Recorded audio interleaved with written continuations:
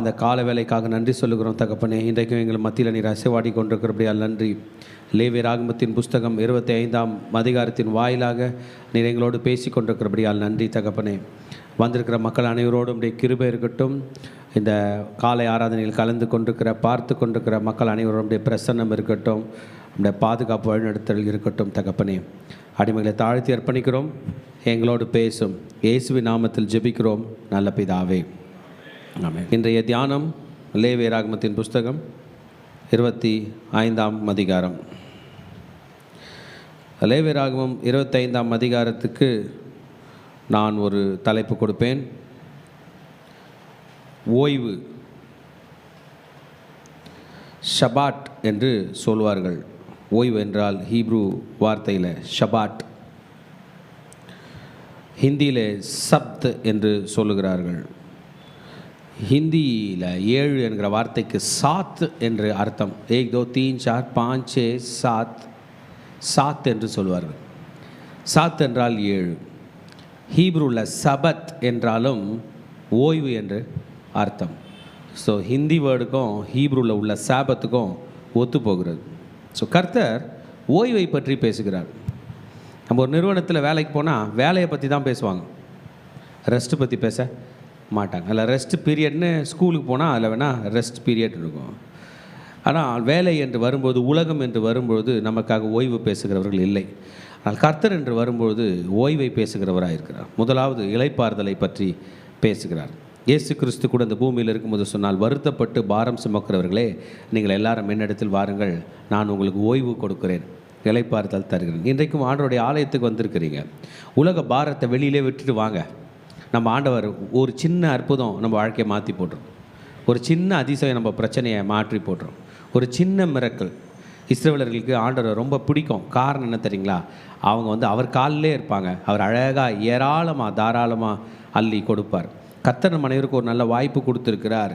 காலையில் அந்தி பலி செலுத்தத்தக்கதான மார்னிங் சாக்ரிஃபைஸ், அவரை துதிக்கத்தக்கதாக. அவரை நன்றாய் துதித்தோம், தனியாய் வேதம் வாசித்தோம், குழுவாய் தியானித்தோம், முன்பதாக வந்து அவர் வார்த்தைகளை நாம் பேசினோம். இப்பொழுது இந்த வசனத்தில் ஆழமாய் படிக்க போகிறோம். சப்தின், சப்த் காதின், சபத், ஹா சபத். ஹா என்றால் த என்கிற அர்த்தம் ஹீப்ரு லாங்குவேஜில். இங்கிலீஷில் த ஆப்ஜெக்ட் இண்டிகேட்டர், அது த என்ற அந்த கிராமரில் நம்ம பார்த்தோம் என்றால் ஹ ஷாபத், த சபத். ஆக 2 சாபத்தை குறித்து கர்த்தர் மிகவும் முக்கியமாய் பேசுகிறார். அவர் ஸ்டார்டிங்கில் 2வது சாப்டர் ஆதியாகமத்திலே சொன்னார், ஓய்வு நாள் என்று பேசினார். மகனே, உனக்கு ஒரு நாள் தரேன், நீ ஓய்ந்துரு. ஆமென். வாரத்தில் 7 நாள் தான். அந்த 7 நாளில் அந்த 7ஆம் நாள் உனக்கு ரெஸ்ட்டு தரேன், நீ ரெஸ்ட் எடு. நான் தரேன். இல்லையா, கம்பெனியில் தர மாட்டாங்க, அவங்க தராங்களோ இல்லையோ, நான் உனக்கு தரேன், நீ ரெஸ்ட் எடு. இல்லையா, இல்லை ஆண்டவரே நான் அன்றைக்கி போகலன்னா, ஒரு வேளை எனக்கு வருமானம் வரலன்னா, அந்த வருமானம் வரலனாலும் 6ஆவது நாள் நான் உனக்கு சேர்த்து தரேன், நீ ரெஸ்ட் எடு. அந்த அளவுக்கு அஷூரன்ஸ் இஸ்ரவேலர்களுக்கு கொடுக்குறார். அவன் உணவெல்லாம் பூமி தான் நமக்கு பெருக செய்து. நல்லா யோசித்து பார்த்தோம்னா, அரிசி கடையில் தான் வாங்குகிறோம், அந்த கடைக்கு விவசாயி மூலமாக வருது, விவசாயிக்கு நிலத்திலிருந்து தான் கிடைக்கிறது. நான் உன் நிலத்தை ஆசிர்வச்சு டைரெக்டாக அங்கே ஆசிர்வச்சிடும். அதனால் ஓய்வு நாளை பற்றி பேச போகிறேன். நாள் என்றால் ஹீப்ரு லாங்குவேஜில் யோம் என்று அர்த்தம். நம்ம யோம் கிப்போர் அப்படின்லாம் நம்ம ஹீப்ரு பண்டிகையில் கொண்டோம். யோம், அப்போ யோம் ஹா சேவத், த சாபத் டே, இதெல்லாம் நமக்கு அப்புறமா பிபிடி ஸ்லைடில் அவங்க போடுவாங்க இமேஜில். அப்போ ஓய்வு நாளை பற்றி பேசுகிறார். அது ஆதியாகமம் 2ஆம் அதிகாரத்தில் அவர் 7ஆம் நாளில் ஓய்ந்திருந்தபடியால் அதை ஆசீர்வதித்தார். இது மனிதர்களுக்கு ரெஸ்ட் வேண்டும் என்று சொல்லுகிறார்கள். நம்ம ஆண்டவர் கொடுக்குற ரெஸ்ட்டை எடுக்கலைன்னா ஹாஸ்பிட்டலில் போய் ரெஸ்ட் எடுக்க வேண்டியது தான். டாக்டர் என்ன எடுக்க சொன்னார்?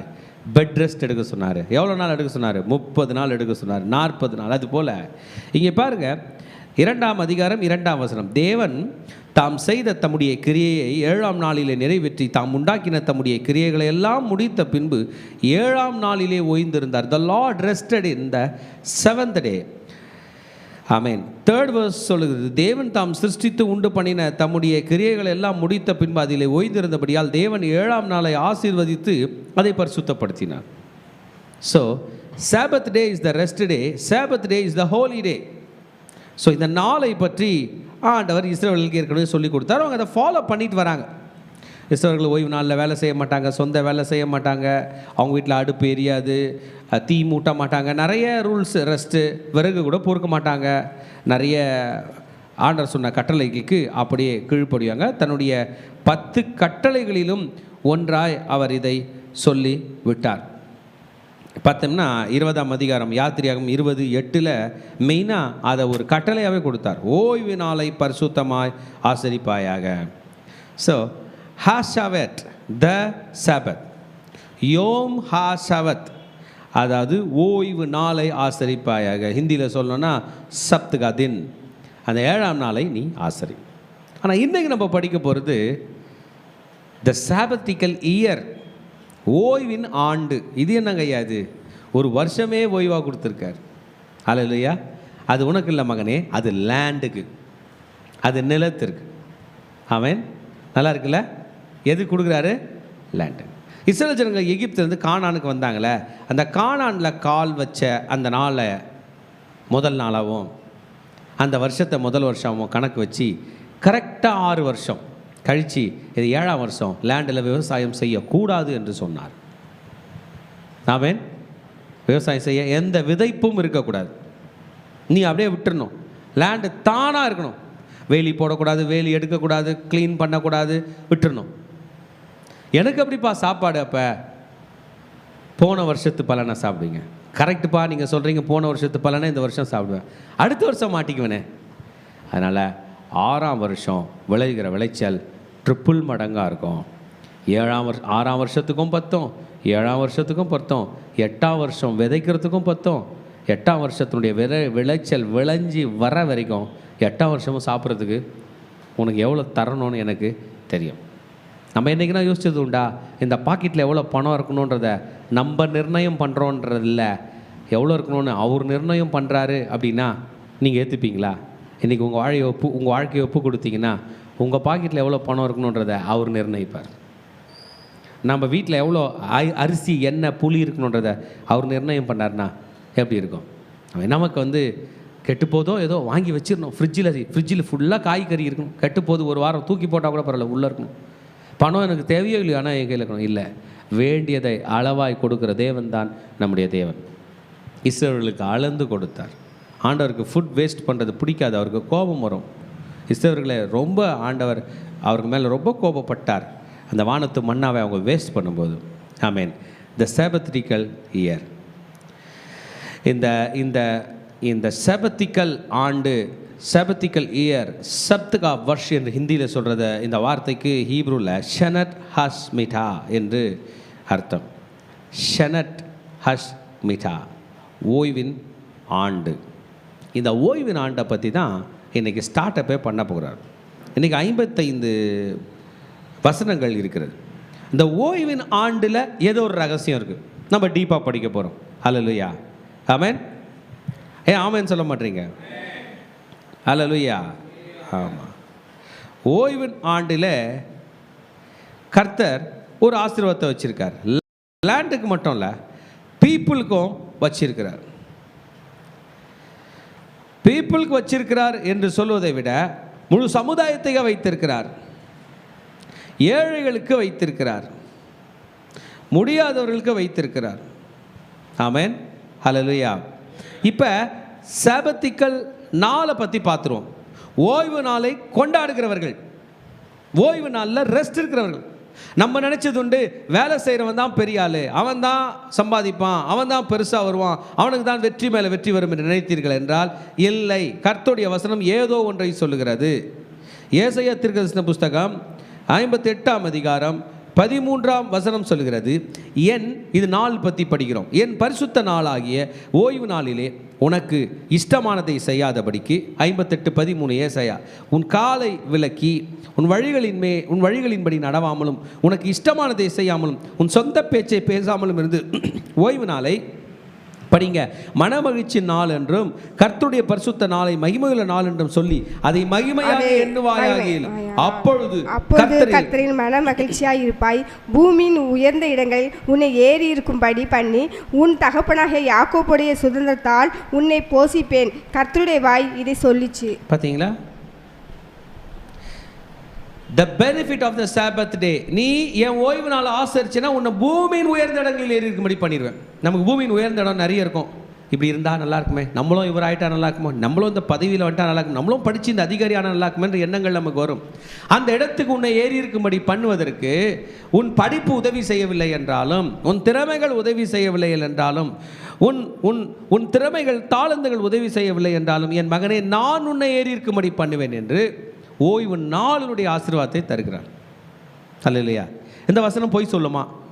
இன்றைக்கி நம்மலாம் உட்காந்துட்டு கடவுள் சொல்கிற வசனத்துக்கே எகென்ஸ்டா அதெல்லாம் ஒன்றும் இல்லைன்னு சொல்ல முடியாது. அவர் வார்த்தை கட்டுப்பட்டா பூமியின் உயர்ந்தடில் ஏறி இருக்கும்படி செய்வார். இந்த வசனத்தை கொஞ்சம் டீப்பாக எடுத்து டிசைட் பண்ணி அந்த நாளை பரிசுத்த நாளா, அந்த நாளை அவருடைய நாளா. ஓய்வு நாள் என்றால் பரிசுத்த நாள். பரிசுத்த நாள் என்றால் அன்றைக்கி நான் அசுத்தமாக ஆயிடுவனோ இல்லை, சாதாரணமானது எதுவும் செய்யாமல் அவருடையதை மாத்திரம் நாம் செய்தால் போதும், அதை அவர் ஆசீர்வதித்து தருவேன் என்று சொல்லியிருக்கார். இது ஓய்வு நாளுடைய ஆசீர்வாதம். ஏசாயா 58:13-14. ஆனால் இன்றைக்கு அவர் பேச ஒரு ஓய்வு ஆண்டின் ஆசீர்வாதம். லேவியராகமம் 25ஆம் அதிகாரத்தில் ஓய்வு ஆண்டில் அது என்ன சொல்றாரு பாருங்க. இஸ்ரவேலர்கள் கானானுக்குள்ள வந்துட்டாங்க. கால் எடுத்து வைத்த பிறகு 2ஆம் வசனம், நீ இஸ்ரவேல் புத்திரருடைய சொல்ல வேண்டியது என்னவென்றால், நான் உங்களுக்கு கொடுக்கும் தேசத்தை நீங்கள் போய் சேர்ந்திருக்கும் போது தேசம் கர்த்தருக்கு என்று ஓய்வு கொண்டாட வேண்டும். The land should keep Sabbath. மனுஷனோ ஓய்வு நாள் கொண்டாடணும், ஆனால் நிலம் எவ்வளோ நாள் கொண்டாடுமா? ஒரு வருஷம். ஆமென். 6 வருஷம். இதுவும் எக்ஸ்பிளைன் பண்ணிட்டார். 6 வருஷம் உன் வயலை விதைத்து உன் திராட்சை தோட்டத்தை கிளை கழித்து அதன் பலனை சேர்ப்பாயாக. 7ஆம் வருஷத்திலோ கர்த்தர்க்கென்று ஓய்ந்திருக்கும் ஓய்வு தேசத்திற்கு இருக்க வேண்டும். அதில் உன் வயலை விதைக்காமலும் உன் திராட்சை தோட்டத்தை கிளை கழிக்காமலும் தானாய் விளைந்து பயிரானதை அறுக்காமலும் கிளை கழிக்காதே விட்ட திராட்சை செடியின் பழங்களை சேர்க்காமலும் இருப்பாயாக. தேசத்துக்கு அது ஒரு ஓய்வு வருஷமாய் இருக்க வேண்டும். நீ தோட்டத்துக்கே போகாத, கிளை கழிக்காத. எனக்கு தெரில, நான் சின்ன அளவுக்கு தான் விவசாயம் பண்ணியிருக்கேன். விவசாயம் கூட சொல்ல முடியாது. எங்கள் தாத்தா பாட்டி வச்சுருந்த கீரை தோட்டம், கத்திரிக்காய் தோட்டம், வெண்டைக்காய் தோட்டம் இது தான் பார்த்துருக்கேன். பிரதர்லாம் விவசாயத்துலேருந்து வந்தவங்க. ஒரு வருஷம் ஃபுல்லாகவே விவசாயம் பண்ணாத அப்படின்னா அந்த லேண்டு எப்படி இருக்கும்? இல்லை ஆண்டவரே, அதெல்லாம் காஞ்சிலாம் போயிருக்குமே, விட்டுடு. அதுதான் அந்த லேண்டுக்கு ரெஸ்ட்டு. நீ போய் கத்தி போட்டு கடப்பாறை போட்டு மண் நோண்டி எல்லாம் பண்ணேன்னா அந்த லேண்டுக்கு ரெஸ்ட் இல்லை. ரெஸ்ட்டு விடு ஒரு வருஷம் ஃபுல்லாக. எப்படி பிரதர்? இன்னைக்கு உலகத்தில் சொன்னால் ஜனங்க சிரிப்பாங்க. ஓய்வா 3 மாதத்துக்கு ஒரு முறை விளைச்சல் வரவையா, 45 நாளுக்கு ஒரு முறை வரவையா, ஒரு வருஷத்துக்கு எத்தனை டேர்ன் ஓவர் வரும், அப்படி பண்ணு. ஆண்டவர் சொல்கிறார், உன் நிலம் உனக்கு நல்லதை உற்பத்தி செய்து தர வேண்டும். ஆமென். நம்ம ஒரு பேனில் சமைக்கிறோம், இல்லை ஒரு பாத்திரத்தில் சமைக்கிறோன்னா எல்லாம் நல்லா சமைக்கிறோம். டக்குன்னு அதில் ஒரு ட்ராப்பு பாத்திரம் துளக்கிற லிக்விட் ஊற்றிருச்சு, இல்லை கொஞ்சம் நிறைய ஊற்றிருச்சு அப்படின்னா அந்த ஃபுட்டே என்ன ஆகுது? கெட்டு போகுது. அந்த மாதிரிலாம் இருக்குது தானே. அப்போ லேண்டில் விளையிறதுலேயும் எதுவும் கெட்டு போகக்கூடாதுல்ல. அதானே நமக்கு சமைச்சி கொடுக்குது இல்லை. எனக்கு என்னமோ லேண்டை பார்க்கும்போது அது ஒரு நல்ல சமையல் செய்கிற ஒரு செஃப் மாதிரி தெரியுது. அதான் அழகாக சமைச்சி கொடுக்குது, அழகாக செஞ்சு கொடுக்குது. எங்கேருந்து எதை எடுக்குதுன்னு தெரில. ருசியான வாழைப்பழம் கொடுக்குது, ருசியான ஆப்பிள் கொடுக்குது. அந்த நிலத்துக்கு நீ ஓய்வு கொடுக்க வேண்டும். அந்த அடுப்பு அணைக்கப்பட வேண்டும். இல்லை என்றால் உனக்கு வருவது எது என்று நமக்கு தெரியாது. நிறைய விஷயம் இருக்கும். நம்ம ஒரு ஜூஸ் வாங்கின்னு வருவோம், அதில் ஐஸ் கட்டி நிறைய போட்டுன்னு வந்துடுவோம். கொஞ்ச நேரம் பொறுத்து நம்ம ஜூஸ் எல்லாம் குடிச்சிடுவோம். அப்புறம் என்ன தான் வரும்? டேஸ்ட் இல்லாத தண்ணி வரும். அது அந்த நிலத்துக்கு நீ ஓய்வு கொடுக்கவில்லை என்றால் அது நல்ல பயிர்களை கொடுக்காது என்று கர்த்தர் சொன்னார். நம்ம என்ன சொல்கிறோன்னா, நான் ரெஸ்ட் விட மாட்டேன், மாறா அதுக்கு நிறைய தானியத்தை போடுறேன், அதுக்கு நிறைய நியூட்ரியன்ஸை போடுறேன், நிறைய மேன்யூர் போடுறேன், இல்லை நிறைய மருந்துங்க போட்டு அதை என்ன பண்ணுவேன், இன்னும் விளைய வைக்க வருன்றோம். அது தன் பலனை கொடுக்காதபடி பல நேரத்தில் கெட்ட பலன்களை கொடுக்கிறது. ஆமென். அவங்களுக்கு தெரியுமா, எகிப்து மன்னர்கள் அன்றைக்கு பிரமிடுகள் கட்டியிருந்தாங்க. அந்த பிரமிடுகளில் அவங்க நாளைக்கு உயிரை அழிஞ்சிட்டாங்கன்னா அவங்களுக்கு சப்போர்ட் வேணுமென்னு நிறைய தானியம் சேர்த்துட்டாங்க. செத்து போன வேலைக்காரங்களெல்லாம் கூட சுற்றி படுக்க வச்சுட்டாங்க. பாடி ராஜாவும் இருக்கிறார், ராணியும் இருக்கிறாங்க. ஒரு நாள் உயிரிழந்தாங்கன்னா அப்படியே அவர் ஆளலாமா, ராஜாவும் இருப்பார், ராணியும் இருப்பார், வேலைக்காரங்களாம் எழுந்திப்பாங்க, சாப்பாடு இருக்கும் அப்படிலாம் என்னவோ ஐடியா பண்ணி எல்லாரையும் மம்மிஃபை பண்ணி துணியில் சுற்றி எல்லாம் பாடிங்களை வச்சுட்டுக்கிறாங்க. அதில் அவங்களோட டெக்னாலஜி பிரகாரம் இன்னைக்கு வரைக்கும் அந்த பாடிங்க கூட அழிஞ்சு போல கருவாடு மாதிரி கிடக்குது. அதில் உள்ள கோதுமைகளும் கிடச்சிருக்கு. அந்த கோதுமையை எடுத்துகிட்டு வந்து விதைச்சா, அந்த கோதுமை எடுத்து ஸ்டடி பண்ணா, நம்முடைய உணவு முழுவதும் அமினோ ஆசிட்னு சொல்லுவோம், புரதங்களால் உண்டாயிருக்கிறது, புரோட்டீன் சொல்லுவாங்க. புரோட்டீனை பிரேக்கப் பண்ணோம்னா அமினோ ஆசிட்னு சொல்லுவோம். அதில் நமக்கு அமினோ ஆசிடோட பேர்லாம் தெரியும். அந்த கோதுமையை 5000 வருஷத்துக்கு முன்னாடி அந்த ராஜாக்குங்க பொட்டலம் கட்டி வச்சுட்டு போயிருக்காங்களே, அந்த கோதுமைகளை எடுத்து விதைச்சா அது கொடுக்குற அமினோ ஆசிடோட பேரும் நமக்கு தெரில, அது வேற. இப்போ நம்ம சாப்பிட்ற அதே கோதுமையோட அமினோ ஆசிட் வேற.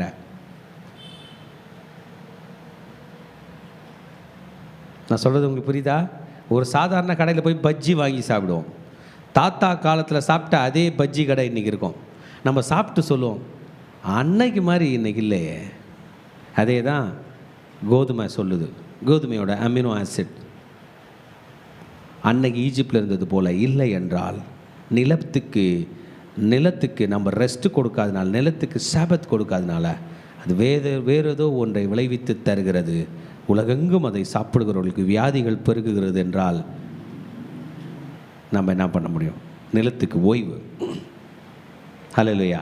நிலத்துக்கு ஓய்வு. 6 வருஷம் கழித்து ஒரு முழு வருடம் நீ நிலத்துக்கு ஓய்வு கொடுக்க வேண்டும். தேசத்தின் ஓய்விலை பயிராகிறது உங்களுக்கு ஆகாரமாய் இருப்பதாக. தேசத்தின் ஓய்விலை பயிராகிறது உங்களுக்கு ஆகாரமாய் இருப்பதாக. உன் வேலைக்காரனுக்கு உன் வேலைக்காரிகளுக்கும் உன் கூலிக்காரன் உடைத்தல் தங்குகிற அணியிற்கு உன் நாட்டு மிருகங்களுக்கு உன் தேசத்தில் இருக்கிற காட்டு மிருகங்கள் அதில் விளைந்திருப்பதெல்லாம் ஆகாரமாய் இருப்பதாக. ஆமென். தேசத்தின் ஓய்விலே பயிராகிறது, அந்த பீரியடில் பயிராகிறது. தானாய் விளைந்தும் 25ஆம் அதிகாரம் 5ஆம் வசனம் படிக்கிறேன். தானாய் விளைந்தும் பயிரானதை அறுக்காமலும் கிளை கழிக்கதை விட்ட திராட்சை செடியின் பழங்களை சேர்க்காமலும் இருப்பாயாக. தேசத்துக்கு அது ஓய்வு வருஷமாக இருக்குது.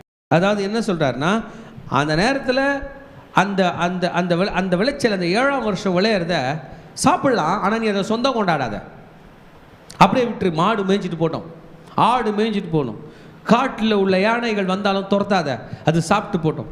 யாரோ வழி போக்கம் போய் அறுத்துட்டு போட்டோம், நீ விட்டுரு, நீ ரெஸ்ட்டில் இரு, 1 வருஷம் ஃபுல்லாக உன் லேண்ட் ரெஸ்ட்டில் இருக்கட்டும் என்று சொல்லுகிறார். தானாய் விளைகிறதாம் ஓய்விலே, அது உன் வேலைக்காரனுக்கும் கூலிக்காரனுக்கும் எல்லாருக்கும் உணவாய் இருப்பது. நாட்டு மிருகங்களுக்கும் காட்டு மிருகங்களுக்கும் அது ஆகாரமாய் இருப்பதாக. ஹல்லேலூயா. எத்தனாவது வருஷம்? 7ஆவது வருஷம். ஓகே. அப்போ இஸ்ரேல் ஜனங்க கானானில் போய் இறங்கிட்டாங்க. அதை முதல் நாள்னு வச்சுப்போம். 1ஆவது நாள் 2 3 4 5 6, 7ஆவது நாள் அவங்களுக்கு ரெஸ்ட்டு. கரெக்டாக? அப்படியே கணக்கு போட்டால் 1 வருஷம் ஆயிடுச்சு, 2 வருஷம் ஆயிடுச்சு, 3 வருஷம் ஆயிடுச்சு, 4 5 6 வருஷம் ஆயிடுச்சு. 7ஆம் வருஷம் ஃபுல் ரெஸ்ட். விவசாயமே கிடையாது. என்ன பண்ணுவாங்க அந்த நேரத்தில் அவங்கன்னு எனக்கு தெரில. ப்ரேயர் நிறைய பண்ணுவாங்க. சரி. அதே போல் 8ஆம் வருஷம் வந்துச்சு, திரும்பி ஸ்டார்ட் பண்ணிட்டாங்க. 9 10 11 12 13 14 rest, 21 rest, 28 rest, 35 rest, 42 rest, 49 rest. அது மாதிரி 7 முறை ஓய்வின் வருஷம் வந்த பிறகு எத்தனாவது வருஷம் வருது? 7 7s are 49. 7 49வது வருஷம் வரும்பொழுது அந்த 49வது வருஷத்தை சிறப்பாக கொண்டாடு. ஹல்லேலூயா. கொண்டாடுறியா? 49வது வருஷம் ரெஸ்ட்டு விட்டுட்டு அந்த 50வது வருஷத்தை, அப்போ 7 முறை ஓய்வின் வருஷம் வந்த பிறகு அந்த 7ஆவது முறை வர 49வது வருஷம் ரெஸ்ட் எடுத்துகிட்ட பிறகு 50வது வருஷம் கொண்டாடு. அது பேர் தான் ஜூப்ளி இயர். எல்லா இடத்துலையும் jubilee jubilee jubilee, silver jubilee, golden ஜூப்ளின்னு போட்டிருப்போம்ல. 50 ஆண்டு ஜூப்ளி இயர். பிரதர், ஜூப்ளின்ற வார்த்தை பைபிளில் தான் வந்திருக்கு. யூபிலியின் ஆண்டு. ஹல்லேலூயா. 49 வருஷம் ஆகும் 8ஆம் வசனத்தின் பிரகாரம். அப்பொழுது 7ஆம் மாதத்திலே 10ஆம் தேதியிலே எக்காலம் தொனிக்கும்படி செய்ய வேண்டும். பாவ நிவாரண நாளில் உங்கள் தேசம் இங்கே எக்கால சத்தம் தொனிக்கும்படி செய்ய வேண்டும். 50ஆம் வருஷத்தை பரிசுத்தமாக்கி தேசமெங்கும் அதன் குடிகளுக்கெல்லாம் விடுதலை கூற கடவீர்கள். அது உங்களுக்கு யூபிலி வருஷமாயிருப்பதாக. அதிலே உங்களில் ஒவ்வொருவனும் தன் தன் காணியாட்சிக்கு தன் குடும்பத்துக்கு திரும்பி போக கடவன். அந்த 50ஆவது வருஷம், ஆமேன், யாரெல்லாம் எங்கெங்கெல்லாம் பிஸ்னஸ் பண்ணினுக்கிறாங்களோ அந்த ஒரு வருஷம் என்ன பண்ணுவாங்க? அந்த ஒரு வருஷம் கிளம்பி அவங்கவுங்க ஊர்களுக்கு போவாங்க. ஆமேன், ஹல்லேலூயா. கொஞ்சம் புரிஞ்சுங்க. நமக்கு ஒரு 5 வயசு இருக்கும்போது அப்பா அம்மா கூட ஊருக்கு போனோன்னு வச்சுப்போமே. ஏதோ ஒரு நாடு, அவர் அமெரிக்காவில் இருக்கார், இஸ்ரேலுக்கு வந்திருக்கார் வச்சுப்போமே எக்ஸாம்பிளுக்கு. அப்போ அம்மா அப்பா சொல்கிறாங்கப்பா இது ஓய்வின் வருஷம், நம்ம இங்கே வந்திருக்கோம். எவ்வளோ நாள் டேடி இருப்போம்? இங்கே ஒரு வருஷம் ஃபுல்லாக இருப்போம். அப்படியா? அப்படின்னு இந்த ஒரு வருஷம் ஃபுல்லாக பையன் எங்கே இருக்கான்? இஸ்ரேலில் இருக்கான், சொந்தக்காரங்க கூடவே இருக்கான், வெறும் ஃப்ரீ தான், ஸ்கூல் இல்லை, எதுவும் இல்லை, ஒரு வருஷம் ஃபுல்லாக இருக்கான். கரெக்டாக அவனுக்கு 6 வயசு ஆகும்போது திரும்பி கிளம்பி அவங்க ஊருக்கு போயிட்டாங்க. அப்புறம் வாழ்க்கை வாழ்ந்துகிட்டே இருக்கிறாங்க. அம்மா அப்பாவோட காலெல்லாம் முடிஞ்சிச்சு, தாத்தா பாட்டியோட காலெல்லாம் முடிஞ்சிச்சு. இப்போ இந்த பையனுக்கு 55 வயது ஆகுது. இப்போ எருசலேம் தேவாலயத்துலேருந்து ஒரு குரல் வருது, இந்த 50ஆவது வருஷம் யூபிலி வருது, எல்லாம் வாங்கன்னா.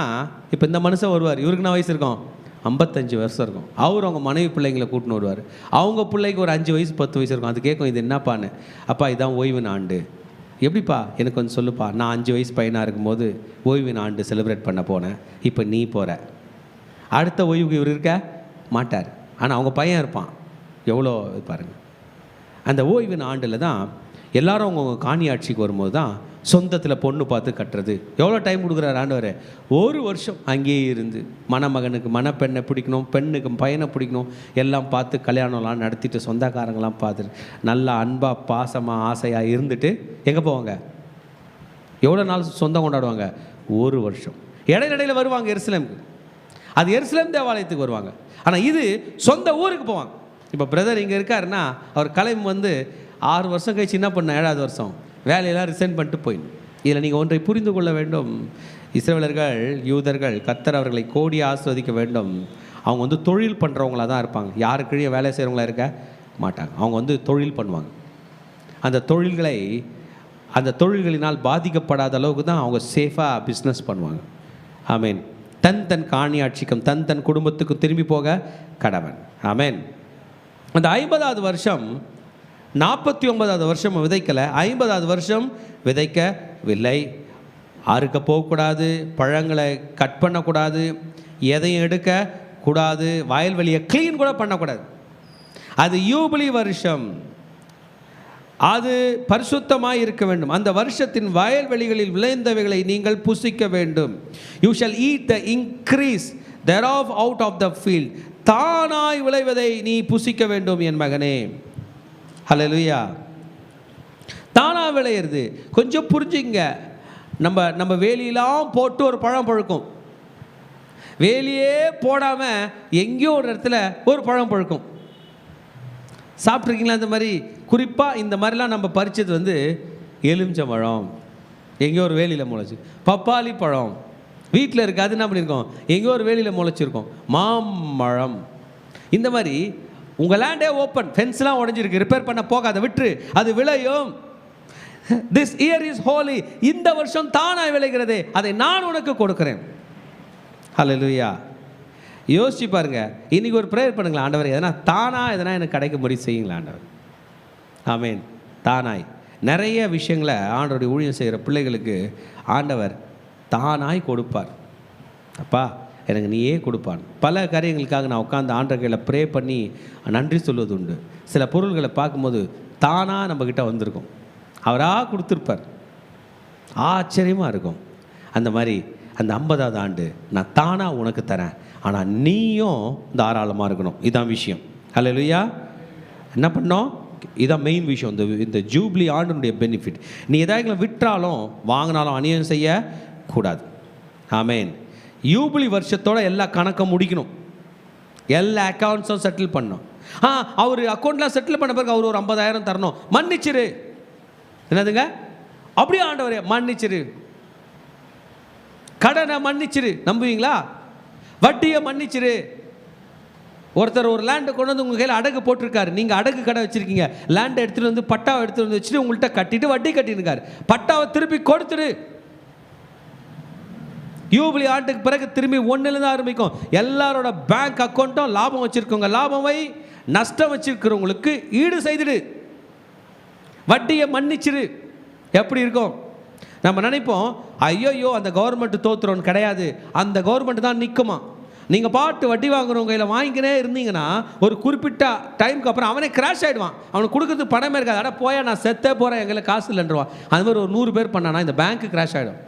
அதுக்கு மாறா அவங்க கையில் இருக்கிற பணத்தை வட்டியை மன்னிச்சு விட்டுரு. அவன் எவ்வளோ நாள் வட்டி கொடுத்தான், மன்னித்து விடு. இதுதான் யூபிலி ஆண்டோட ஸ்பெஷல். இது நம்ம நாட்டில் நடக்காது, உலகத்தில் எங்கேயுமே நடக்காது. ஆனால் இஸ்ரவேலில் செய்யும்படி சொன்னார். ஆமென். பாருங்க, யூபிலி வருஷத்துக்கு பின் வரும் வருஷங்களின் தொகைப்பேற்ற பிறனிடத்தில் கொள்வாயாக.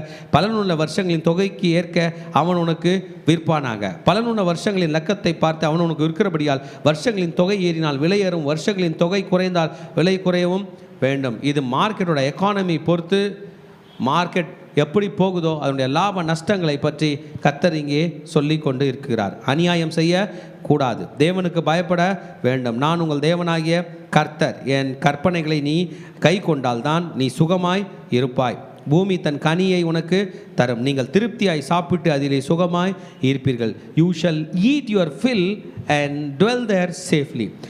திருப்தியாக சாப்பிட்றது மட்டும் இல்லை, சேஃபாக இருக்கணுமே. சேஃபாக இருக்கிறது மட்டும் இல்லை, சாப்பிட்றதுக்கு சோறு இருக்கணுமே. பத்திரமா இருக்கிறேன் ஆனால் சாப்பிட்றதுக்கு சோறு இல்லை, வேஸ்ட்டு.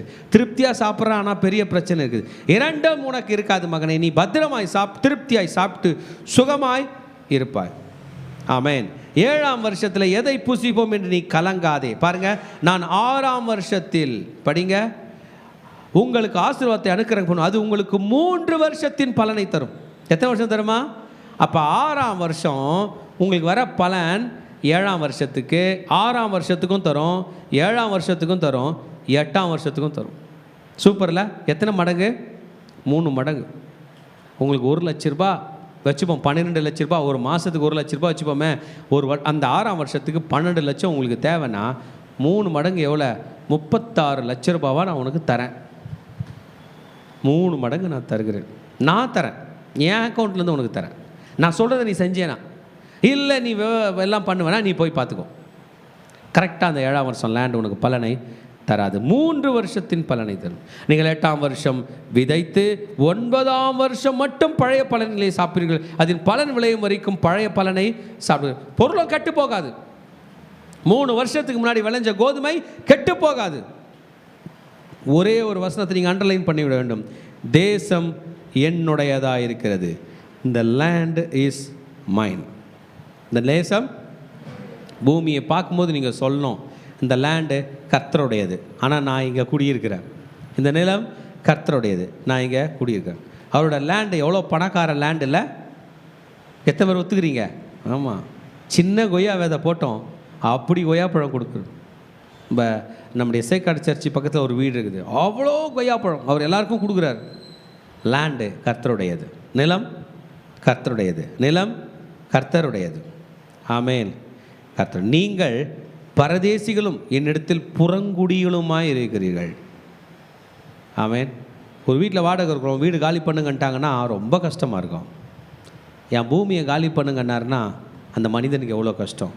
பூமி அவரோட தான். பூமியில் நிற்கும் போதெல்லாம் பார்க்கணும், ஆண்டவருக்கு சல்யூட் அடிக்கணும். இன்றைக்கி ஒரு கிருபை கொடுத்தீங்களே உங்கள் பூமியில் வாழும்படி. ஆமேன். உங்கள் காணியாட்சிக்கான தேசங்களை, தேசமெங்கும் நிலங்களை மீட்டுக்கொள்ள இடம் கொடுக்க கடவீர்கள். உங்கள் சகோதரன் தரித்திரப்பட்டு தன் காணியாட்சியில் சிலதை விற்றால் அவன் இனத்தான் ஒருவன் வந்து தன் சகோதரன் விற்றதை மீட்க கடவன். அதை மீட்க ஒருவனும் இல்லாவிட்டால் தானே அதை மீட்க தகாதவனால் அதை விற்ற பின் சென்ற வருஷங்களின் தொகையை தள்ளி மீந்த தொகையை ஏற்றி கொண்டவனுக்கு கொடுத்து அவன் தன் காணியாட்சிக்கு திரும்பி போக கடவன். அப்படி கொடுப்பதற்கான நிர்வாகம் அவனுக்கு இல்லாவிட்டால் அவன் விற்றது வாங்கினவன் கையில் யூபிலி வருஷம் மட்டும் இருந்து யூபிலி வருஷத்தில் அது விடுதலையாகும். அப்பொழுது அவன் தன் காணியாட்சிக்கு திரும்பி போக கடவன். ஒருத்தர் ஒரு லேண்டு விற்றுட்டாங்க, அவங்களுக்கு காசு கட்ட முடியலன்னா அந்த மனுஷன் அந்த ஓனர் கையில் அடிமையாக போயிடுவான். இன்றைக்கி பேங்க்கில் நம்ம அடகு வைக்கிறதுக்கு எல்லாத்தையும் வைக்கலாம், லேண்டு கூட வைக்கலாம், கார் கூட வைக்கலாம், நகை கூட வைக்கலாம். உங்களை மட்டும் வைக்க முடியாது. நான் வைக்க முடியாது, உங்களை அடகு வைக்க முடியாது.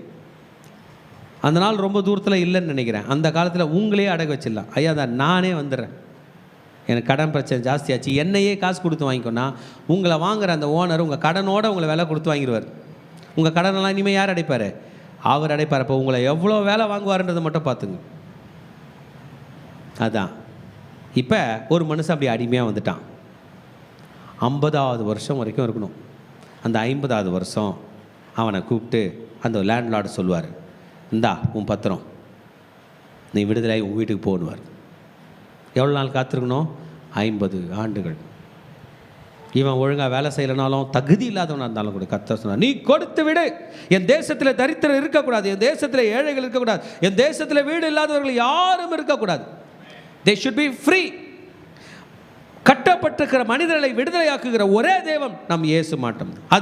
அதை மீட்டு கொள்ளாதிருந்தால், ஆமேன், அது மீட்டு கொள்ளாததாக இருந்தாலும் அந்த வீடு விடுதலையின் ஆண்டிலே, யூபிலி வருஷத்திலே அது விடுதலையாக வேண்டும். இப்பொழுது ஒரு வருஷத்துக்குள்ளே அதை மீட்டு கொள்ளாதிருந்தால், மதில் சூழ்ந்த பட்டணத்தில் உள்ள அந்த வீடு தலைமுறை தோறும் அதை வாங்கினவனுக்கே உரிதாகும். யூபிலி வருஷத்திலும் அது விடுதலை ஆகாது.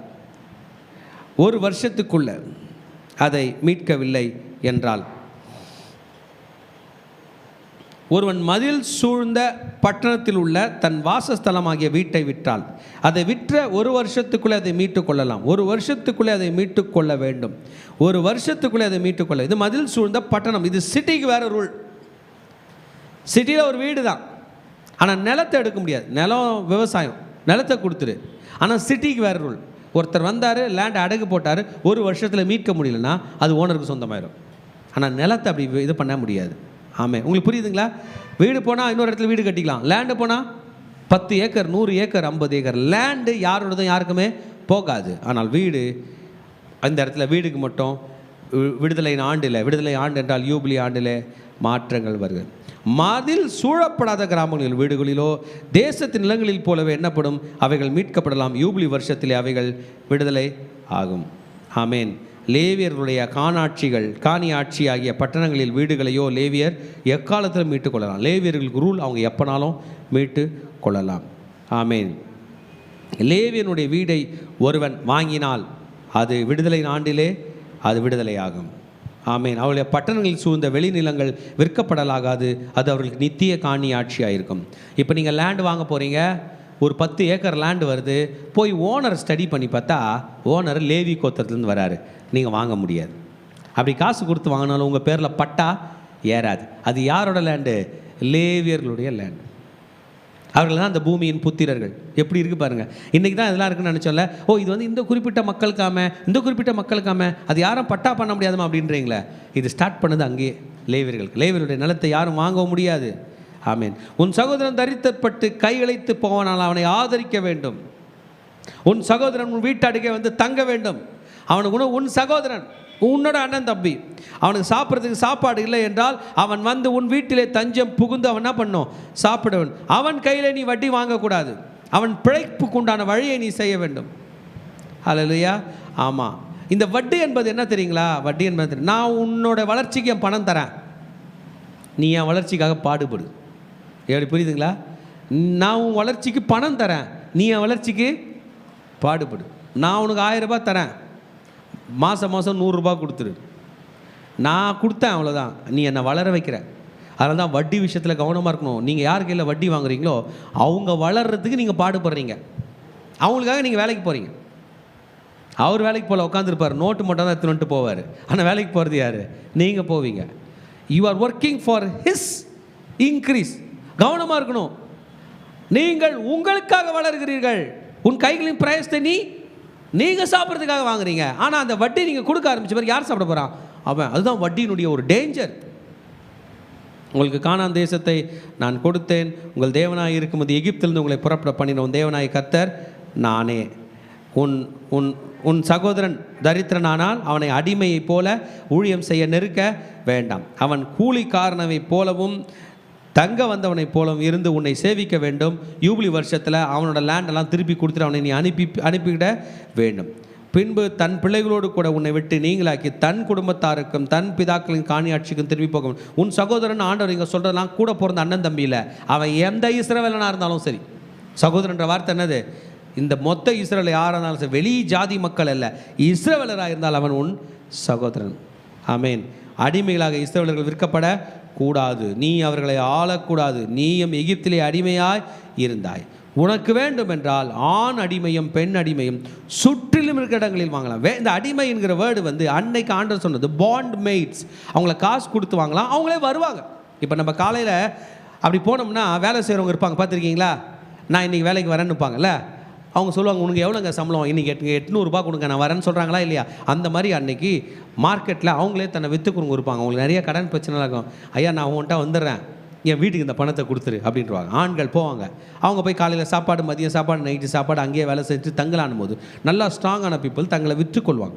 அதனால் என்ன பண்ணுவாங்க, வாங்கின்னு போகிறவங்கள ரொம்ப ஏமாற்றுவான். இன்றைக்கும் உலகத்தில் நடக்குது. இங்கேருந்து வெளிநாட்டில் வேலை வாங்கி தரேன்னு எடுத்துகிட்டு போய் விற்றுக்கிறது, இதெல்லாம் நடக்குகிறது. அதுக்காக தான் இந்த ரூலை கர்த்தர் இங்கே போடுகிறார். அவர்களை நீ சுதந்திரமாக்க வேண்டும். கடைசியிலே அவர்கள் சுதந்திரமாக இருக்க வேண்டும். ஒருவரை ஒருவர் கொடூரமாக ஆளக்கூடாது. 46ஆம் வசனம், உன்னிடத்தில் இருக்கிற பரதேசியும் அந்நியனும் செல்வனாய் இருக்கிற அவனிடத்தில் இருக்கிற உன் சகோதரன் தரித்திரப்பட்டு அந்த பரதேசிக்காவது அந்நியனுக்காவது பரதேசி குடும்பத்துக்கு அவனுக்காக விலைப்பட்டு போனால் அவன் விலைப்பட்டு போன பின்பு திரும்பி மீட்கப்படலாம். அவன் சகோதரில் ஒருவன் அவனை மீட்கலாம். உன்னுடைய அண்ணன் தம்பி ஒரு இஸ்ரவேலனை யாரோ விற்றுட்டாங்க, புறஜாதியர்களை விற்றுட்டாங்கன்னா நீ போய் அவனை வாங்கி கொள்ள வேண்டும், அவனை காப்பாற்ற வேண்டும், அவனை மீட்க வேண்டும், அவனை மீட்க வேண்டும். அவன் தான் விலைப்பட்ட வருஷம் துவங்கி யூபிலி வருஷம் மட்டும் உண்டான காலத்தை தனக்கு விலை கொண்டவனுக்கு கணக்கு பார்க்க கடவன். அவனுடைய விலைக்கிரையனும் கூலிக்காரனுடைய கால கணக்கை போல வருஷத்தொகை ஒத்து பார்க்க வேண்டும். ஸோ எக்கானமியில் எந்த அளவுக்கு கிரைசிஸ் வருது, எக்கானமி பண வீக்கம் எப்படி ஏறுகிறது இறங்குகிறது என்பதை பார்த்து கணக்கு பார்த்து நீ தர வேண்டும், மீட்டு கொள்ள வேண்டும், கணக்கு பார்க்க வேண்டும். திரும்பி திரும்பி அடிக்கடி ஒரு வார்த்தை அதில் வருது, நீ அவனுடைய கணக்கு பார்த்து, ஹல்லேலூயா, கால்குலேட் பண்ணி கால்குலேட்டில் அமௌண்ட்டை எழுதி பிறகு நீ அவனை மன்னிக்க வேண்டும். ஹல்லேலூயா. இப்படிப்பட்டவர்களை நீ மீட்க வேண்டும். யூபிலி ஆண்டு என்பது விடுதலையின் ஆண்டு. நான் உங்கள் தேவனாகிய கர்த்தர். ஹல்லேலூயா. திருச்சபையே, இந்த யூபிலி ஆண்டினுடைய லாபம் என்ன தெரியுங்களா? நிலத்துக்கும் ரெஸ்ட்டு. ஆமேன். கடன் மன்னிக்கப்படுகிறது. மூதாதையரோட சொத்து யாரோடதோ அவங்களுக்கு போயிடுது. இஸ்ரேலில் நீங்கள் லேண்டு டாக்குமெண்ட் எடுத்து பார்த்தீங்கன்னா இவர் மகன் இவன், இவன் மகன் இவன், இவன் மகன் இவன் தான் லேண்டு போகுமா தவிர நடுவில் இன்னொருத்தர் வந்துட மாட்டார். இப்போ நம்மளதெல்லாம் பார்த்தோம்னா ஒருத்தர் இன்னொருத்தருக்கு கொடுத்துருப்பார், அவர் பார்த்தா வேறு ஊர் வேறு இடமா இருப்பார், இன்னொருத்தருக்கு கொடுத்துருப்பார். அது அப்படி கிடையாது. லேண்டு மாத்திரம் மூதாதையருடைய நிலம் அவனுக்கு மட்டுமே சொந்தம். ஆமேன். 3 சொன்ன நிலத்துக்கு ரெஸ்ட்டு, கடன் இல்லாத வாழ்க்கை, சொத்துக்கள் திரும்பப்படுகிறது. நிரந்தர தீர்வு ஏழ்மைக்கு, நிரந்தர தீர்வு தரித்திரத்திற்கு கொடுக்கப்படுகிறது.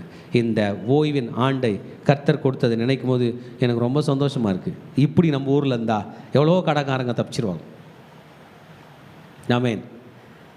இந்த கடன்காரங்க கையில் காசை எடுத்துருந்தேன்னா பணக்காரானாங்க, அப்படி தானே? அவங்க கையில் எப்படி எக்ஸ்ட்ரா 1 கோடி ரூபா போச்சு, இங்கே இருந்தெல்லாம் எடுத்து தானே ஆக்குனாங்க, அதெல்லாம் ரிட்டர்ன் பண்ண சொல்லிடுவார். திரும்பி ஏலேருந்து ஸ்டார்ட் ஆகும், எல்லாரும் ஸ்டார்ட் ஆகும், எல்லாரும் வாழ்வாங்க, எல்லாரும் சந்தோஷமாக கொடுப்பாங்க, திரும்பி மகிழ்ச்சியாக இருக்கும். என்னைக்கு உங்கள்கிட்ட யாராவது ஒருத்தர் வந்து உன் கடன்லாம் மன்னிக்கப்பட்டுச்சு நீ ஃப்ரீயாக போனால் எப்படி இருக்கும்?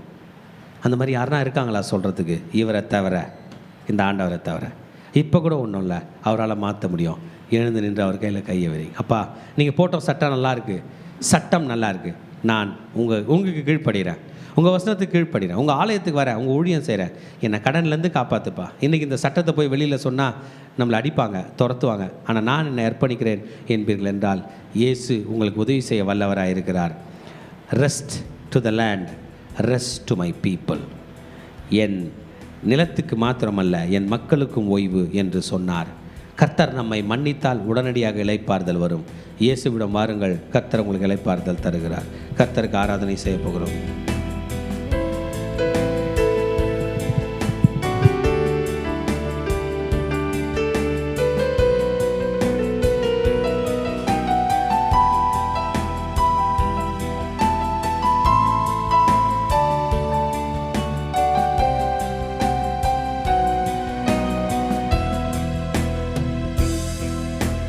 நீரே என் தஞ்சம்,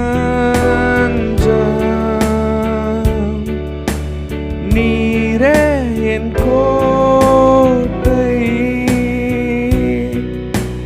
நீரே என் இரட்சகர், நீரே ராஜா. சொல்லாம நீரே ராஜா, நீரே என் தஞ்சம், நீரே என் கோட்டை, நீரே என் இரட்சகர், நீரே ராஜா, நீரே ராஜா. நான் உம்மை தேடுவேன் நாள் முழுவதும், நான் உம்மை சேவிப்பேன் வாழ்நாள் எல்லாம். எனதெல்லாவற்றிலும் நான் உம்மை நேசிப்பேன் இயேசுவே. சொல்லமா, நான் உம்மை தேடுவேன் நாள் முழுதும், நான் உம்மை சேவிப்பேன் வாழ்நாள் எல்லாம். எனதெல்லாவற்றிலும் நான் உம்மை நேசிப்பேன் இயேசுவே. இயேசுவே ராஜா, இயேசுவே ராஜா, இயேசுவே தேவன், இயேசுவே மீட்பர், இயேசுவே இயேசுவே இயேசுவே ராஜா, இயேசுவே தேவன், இயேசுவே மீட்பர், இயேசுவே. நான் உம்மை தேடுவேன் நாள் முழுதும், நான் உம்மை சேவிப்பேன் வாழ்நாள் எல்லாம். எனதெல்லாவற்றிலும் நான் உம்மை நேசிப்பேன் இயேசுவே. இயேசுவே இயேசுவே. ரிகதல பரபதல பதர கதர பதர பதர பதர பஷதர பதர பதர பதர பதர பதர பதர கதரப ஷேதிரி திரி திரி திரி கதிரி பிதிரி பிதிரி கதிரி பிதிரி பிதிரி கதிரி பிதிரி கதிரி கோனி ஷரபதல பதர பதர பகதரப ஓரி திரி ஓரி தலப ஆனிய பாஷை பேசி கர்த்தருடைய நாமத்தை மகிமைப்படுத்தலாமா. ரந்தல பதர கதர பதர பப பப பப பப பப ஏ கரபேரி பப பப பப பப பப பப ஷேரே அப்பா மை துதிக்கிறோம் ஆண்டவரே, மை துதிக்கிறோம் ஆண்டவரே, மை துதிக்கிறோம் ஆண்டவரே, மை துதிக்கிறோம். ஷீராதா லபா காதா ரபதா லபா ரபதா லபா ரஷரபபா. லேவியராகமம் 25ஆம் அதிகாரம் 18ஆம் வசனம் சொல்லுகிறது, என் கட்டளைகளின்படி செய்து என் நியாயங்களை கைக்கொண்டு அவைகளின்படி நடக்க கடவீர்கள், அப்பொழுது தேசத்திலே சுகமாய் குடியிருப்பீர்கள். பூமி தன் கனியை தரும், நீங்கள் திருப்தியாய் சாப்பிட்டு அதிலே சுகமாய் குடியிருப்பீர்கள். உங்களில் ஒருவனும் பிறனுக்கு அநியாயம் செய்யக்கூடாது, உன் தேவனுக்கு பயப்பட வேண்டும், நான் உங்கள் தேவனாகிய கர்த்தர். லேவியராகமம் 25, 17, 18, 19. இந்த உலகம் நமக்கு என்ன சொல்லிச்சு தெரியுமா? அவன் பாக்கெட்டில் இருக்கிற பணம் உன் பாக்கெட்டில் வந்தா நீ பணக்காரன் ஆயிடலான்னு சொல்லுச்சு. பணம் படைச்சா நீ சுகமாக இருக்கலாம். இல்லை, என் கட்டளைகளுக்கு கீழ்ப்படிந்தால்தான் நீ சுகமாக இருப்பாய். நீ பிறருக்கு அநியாயம் செய்யக்கூடாது என் மகனே. இன்றைக்கு காலை வெளில கர்த்தர் சொல்கிறார், அநியாயம் சகஜமாக எடுத்துக்கொள்கிற ஒரு விஷயம் அல்ல. நீ செய்யக்கூடாது மகனே.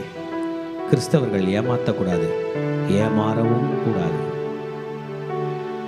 கிறிஸ்தவர்கள் நீங்கள் ஏமாந்து கொண்டே இருப்பீர்கள் என்றால் அநியாயக்காரர்களை நீங்கள் உருவாக்குகிறீர்கள். நீங்கள் ஏமாற்றுவீர்கள் என்றால் நீங்களே அநியாயக்காரர்களாய் மாறுவீர்கள். உங்கள் தேவனுக்கு பயப்பட வேண்டும். ஒரு தொழில் பண்ணும்போது அந்த தொழிலை கற்றுக்கொண்டு பண்ண வேண்டும்.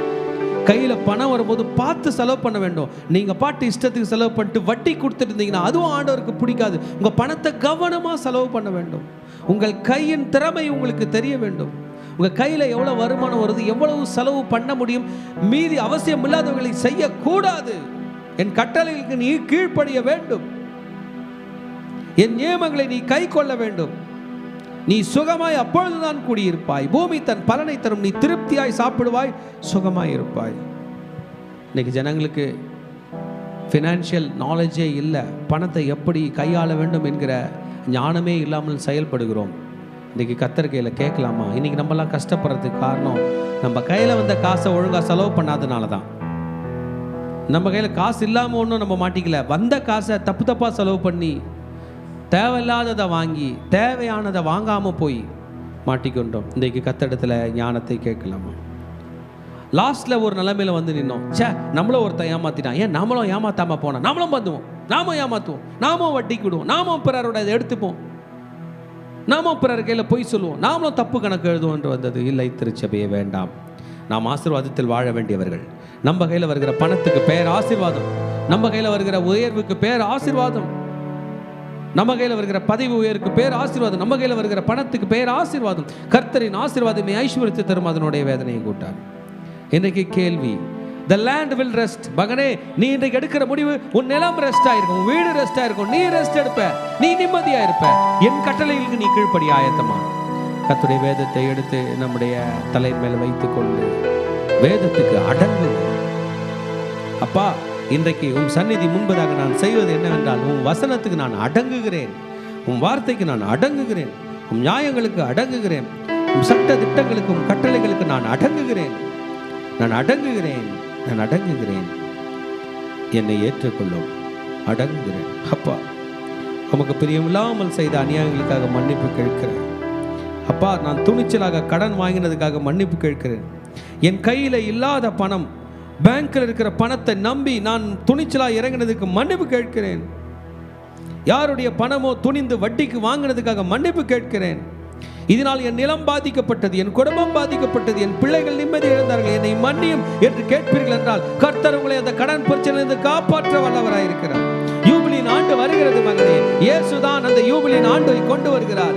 அந்த 49வது ஆண்டு முடிந்த அந்த 50வது நாளில் பெருத்த விடுதலை, மாபெரும் விடுதலை, மாபெரும் விடுதலை. எல்லா கடன்பட்டவர்களுக்கும் விடுதலை கொடுக்கிறார். எல்லாருடைய நிலங்களும் அவர்களிடம் திரும்பி வரும். அவர்களை மன்னிக்கிறார். என்னை மன்னியும், என்னை மன்னியும். நம்மை மன்னிக்கிறதற்கு நம்மை காட்டிலும் செல்வந்தர்கள் தான் மன்னிக்க முடியும். என்னை மன்னியும், என்னை மன்னியும். என் குடும்பத்தை ஏற்றுக்கொள்ளும், எனக்கு விடுதலை தாரும். இயேசுவின் நாமத்தில் ஜெபிக்கிறோம் நல்ல பிதாவே, ஆமென். ஹல்லேலூயா. கடைசி ஆசீர்வாதத்தை நேராக கைகளை விரித்துக் கொள்வோம். இவரக்கா அடோனாய் வயீஷ் மரக்கா யாயே அடோனாய் பனவ் எலாக்கா விஹுன்னக்கா ஈஷா அடோனாய் பனவ் எலாக்கா வயசம் லக்கா ஷாலோம், வயசம் லக்கா ஷாலோம். கர்த்தருடைய ஆசீர்வாதத்தை காக்க கடவர். கர்த்தர் தன் முகத்தை மேல் பிரகாசிக்க பண்ணி மேல் கிருபையா இருக்க கடவர். கர்த்தர் தன் முகத்தை மேல் பிரசன்னமாக்கி உனக்கு சமாதானம் கட்டளையிட கடவர். தலைமையில கை வைக்கலாமா? ரட்சணம் என்னும் தலை சீராவை தலையில போட்டுக் கொள்கிறோம். செஸ்ட்ல நீதி என்னும் மார்க்கவசத்தை மார்பில் தரித்துக் கொள்கிறோம். இடுப்புல சத்தியம் என்னும் கச்சையை இடையில தரித்துக் கொள்கிறோம். காலில் சமாதானத்தின் சுவிசேஷத்திற்கு ஆயத்தம் என்னும் பாதரட்சியை கால்களிலே தரித்துக் கொள்கிறோம். ரைட் ஹேண்ட் ஆவியின் பட்டயமாகிய வேதவசனத்தை கையில் எடுத்துக்கிறோம். லெஃப்ட் ஹேண்ட் விசுவாசம் என்னும் கேடயத்தை கையில் எடுத்துக்கொண்டு பொல்லாங்கான நெய்யும் அக்கினி ஆஸ்தாரங்களை அவித்து போடுகிறோம். சொல்லுமா? இயேசுவின் இரத்த கொட்டைகளை நானும் என் குடும்பத்தாரும் என் சபையாரும் என் நண்பர்களும் என் பிள்ளைகளும் சந்தோஷத்தோடு ஆரோக்கியத்தோடு பாதுகாப்போடு நோய் நொடி இல்லாமல் கடன் இல்லாமல் வாழ்வோம். சாத்தானின் கோட்டைகளை தகர்த்து அநேக கோடி ஆத்துமாக்களை இயேசுக்கென்று சொந்தமாக்கும். நாங்கள் எங்கள் பிள்ளைகளின் பிள்ளைகளையும் இஸ்ரவேலுக்கு உண்டாகும் சமாதானத்தையும் காண்போம். இயேசுவின் இரத்தம் ஜெயம். இயேசுவின் நாமத்தில் பிதாவே, ஆமென். Bless the Lord, oh my soul. Bless the Lord, oh my soul. And all that is within me, bless His holy name.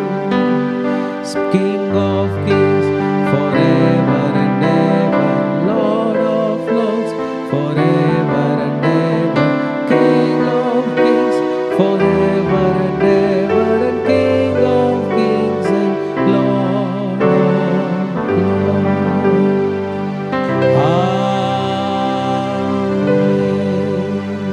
Shalom. கர்த்தர் உங்களை கோடா கோடி ஆசீர்வதிப்பாராக.